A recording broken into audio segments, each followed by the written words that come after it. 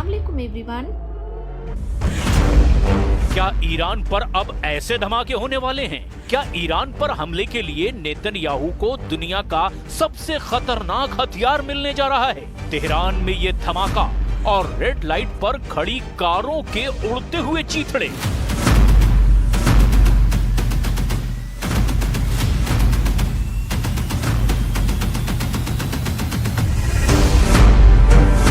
इस धमाके ने माचिस की डिबिया की तरह सब कुछ तहस नहस कर दिया। इजराइल का ये हमला एक बार फिर देखिए।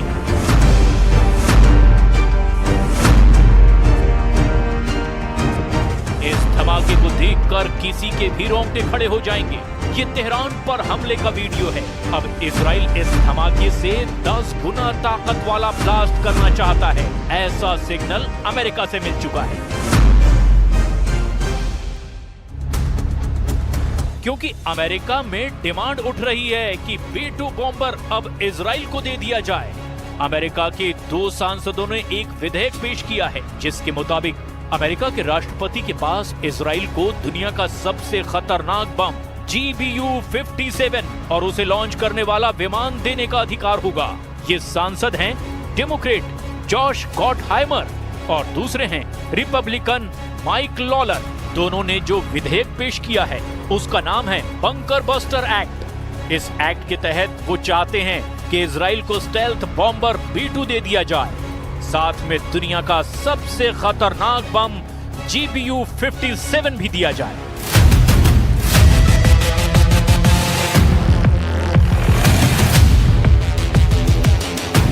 ताकि ईरान का परमाणु कार्यक्रम अगर फिर से एक्टिव होता है तो इजराइल अमेरिका का इंतजार ना करे और खुद ईरान पर अमेरिका से मिली ताकत के बल पर टूट पड़े।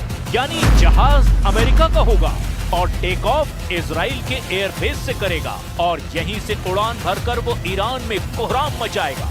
मकसद साफ है, ऐसे धमाकों से 10 गुना ज्यादा तबाही मचाने की ताकत इजराइल को मिल सकती है। अमेरिका ने 22 जून को ईरान के फोर्डो परमाणु साइट पर B-2 बॉम्बर से हमला किया था। इस दौरान स्टेल्थ बॉम्बर B-2 ने फोर्डो परमाणु अड्डे पर GBU-57 बम से वार किया। अमेरिका ने दावा किया कि उसके इस बम ने 300 फीट की गहराई में जाकर फोर्डो परमाणु साइट को पूरी तरह से खत्म कर दिया। इस स्ट्राइक में फोर्डो पर 14 बम गिराए गए। यानी अमेरिका ने 7 B-2 बम वर्षक इस मिशन में शामिल किए। लेकिन 12 दिन के युद्ध का नतीजा ना इजराइल के पक्ष में आया न ईरान के पक्ष में। 12 दिन के सीज फायर के बाद ईरान पर इजराइल के हमले बंद हुए और इसी तरह इजराइल के शहरों पर ईरान की मिसाइलों की बारिश भी बंद हो गई। और फिर ये सवाल उठने लगा कि क्या वाकई ईरान के परमाणु ठिकानों पर अमेरिका और इजराइल का जॉइंट ऑपरेशन कामयाब रहा?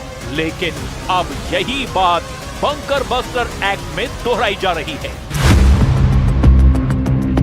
डेमोक्रेट जॉश गॉटहाइमर और रिपब्लिकन माइक लॉलर दोनों सांसदों ने कहा कि बंकर बस्टर एक्ट से इजराइल किसी भी वक्त ईरान पर सबसे खतरनाक हमलों के लिए तैयार रहेगा और इससे अमेरिका की भी सुरक्षा मजबूत होगी। हालांकि बंकर बस्टर एक्ट जैसा विधेयक पहले 2022 और 2024 में भी लाया गया था ताकि इजराइल को अमेरिका की बंकर बस्टर और स्टेल्थ बॉम्बर वाली ताकत दी जा सके। लेकिन दोनों ही मौकों पर यह विधेयक कामयाब नहीं हो पाया। लेकिन ईरान पर 22 जून को हुए बंकर बस्टर वाले हमले ने अमेरिका के अंदर फिर से बहस छेड़ दी है और अब वो बंकर बस्टर एक्ट से इजराइल को 10 गुना ताकत देने की तैयारी शुरू हो चुकी है। ईरान पर हुए हमलों के बारे में इजराइल के एक पायलट ने बताया है, लेकिन इस शर्त पर कि वो अपना चेहरा नहीं दिखाएगा। ये इजराइल का लड़ाकू पायलट मेजर बी है, जिसने ईरान पर हुए एयर स्ट्राइक में लगातार हिस्सा लिया है। We had to sacrifice so much planning and flight time and operational tactics in order to come to this portion of the operation where you understand what you're doing. Iran पर हुए हमलों में लगातार छोटे बंकर बस्टर बम इस्तेमाल किए गए हैं। ऐसे बम जो कई फीट की गहराई तक कंक्रीट का बंकर तोड़कर धमाका करते हैं। ईरान पर ऐसे हजारों बम गिराए गए हैं जिसकी सप्लाई सीधे अमेरिका से की गई और अब भी जारी है।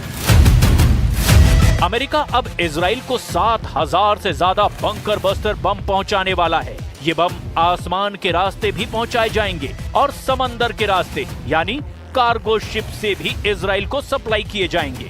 ये एक तरह से इजराइल और अमेरिका के बीच बम हाईवे कायम करेंगे, जिसके टारगेट पर ईरान ही नजर आ रहा है। ये डोनाल्ड ट्रंप का नेतन्याहू को बहुत बड़ा धमाकेदार तोहफा है।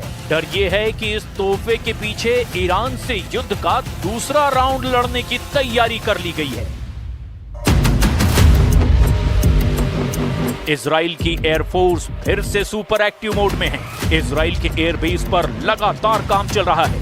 ये है अमेरिका से सप्लाई किया गया MK-84 बंकर बस्टर बम। इसी बम से इजराइल ने अब तक गाजा के कोने कोने को मिट्टी में मिलाया है। ईरान पर भी ऐसे ही बमों से हमले किए गए हैं, लेकिन जुलाई को लेकर ट्रंप और नेतन्याहू की जो तैयारी है वो एक लंबे युद्ध की तरफ इशारा कर रही है। 2000 पाउंड या फिर 900 किलो के इस बम की ताकत क्या है, आप धमाकों को देखकर समझ सकते हैं। जब ये बम गिरता है तो ऐसा धमाका होता है जो पूरी बिल्डिंग को गिरा देता है।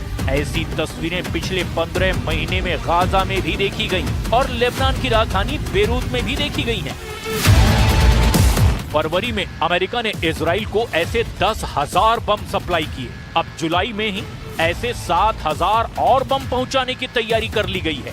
यानी गाजा और बेरूत के बाद ईरान पर भी मेड इन अमेरिका वाला बारूद फिर से बरसाने की तैयारी हो चुकी है। इस बीच ट्रंप ने धमकी देते हुए कहा है कि ईरान उनसे बात करना चाहता है और वो भी ईरान से मिलना चाहते हैं, यानी मुलाकात करना चाहते हैं। सवाल ये है कि ट्रंप किससे मिलना चाहते हैं? And we just did a really great job. And then, of course, you cap it off with the hit, the perfect hit in Iran, where they were talking awfully badly, you know, death to America, death to Israel. They were talking awfully badly, and they're not talking badly anymore, to be honest with you. And we might even meet with them and see if they want to meet. They want to meet, and we'll see if we can do something. But they want to meet. I think they want to meet very badly. This whole 2 weeks has been incredible, hasn't it? Donald Trump किससे मिलना चाहते हैं? Iran के राष्ट्रपति मसूद पजेश्कियन से या फिर Iran के सर्वोच्च नेता अली खामनेई से? ये सवाल इसीलिए गंभीर है क्योंकि ट्रंप अमेरिका के सबसे खतरनाक दुश्मनों में से एक उत्तर कोरिया के लीडर किम जोंग उन से मिल चुके हैं। ये भी ऐसी मुलाकात थी जिसके बारे में किसी ने सोचा भी नहीं था। हालांकि इस वक्त इजराइल से लेकर अमेरिका तक सबका फोकस स्टेल्थ बॉम्बर B-2 है, जिसे बंकर बस्टर एक्ट के तहत इजराइल को देने की बात की जा रही है। ये अमेरिका का ऐसा बमबाज है जो कभी चमगादड़ की तरह नजर आता है तो कभी किसी चील जैसा दिखाई देता है। ऐसा बॉम्बर जिसकी उड़ान का मतलब है बहुत ही खास मिशन। अमेरिका का B-2 बॉम्बर BBB फॉर्मूले के साथ उड़ता है। फॉर्मूला BBB यानी बंकर बस्टर बम। B-2 दुनिया का अकेला ऐसा बॉम्बर है जो 3 तरह से बहुत ही खतरनाक बंकर बस्टर फायर कर सकता है। पहला है GBU-28, दूसरा है GBU-72, तीसरा है GBU-57, जिससे अमेरिका ईरान की फोर्दो परमाणु साइट पर हमला कर चुका है। हालांकि अब तक ये सवाल उठ रहे हैं कि आखिर इस हमले से हासिल क्या हुआ? क्या ट्रंप ईरान के परमाणु कार्यक्रम को पूरी तरह मिट्टी में मिलाने में कामयाब रहे या फिर सब कुछ एक दिखावा साबित हुआ? क्योंकि रूस भी अमेरिका की इस सर्जिकल स्ट्राइक की सफलता पर सवाल उठा चुका है। इन 12 दिनों में ईरान झुकता हुआ नजर नहीं आया। 13 जून को इजराइल ने ईरान पर हमला किया था। ये हमले 12 दिन तक चले और इस दौरान इजराइल ने ईरान के टॉप कमांडरों से लेकर उनके बहुत ही खास वैज्ञानिकों पर भी हमले किए। 12 दिनों के युद्ध में इजराइल की एयरफोर्स ने करीब 900 टारगेट्स पर बमबारी की।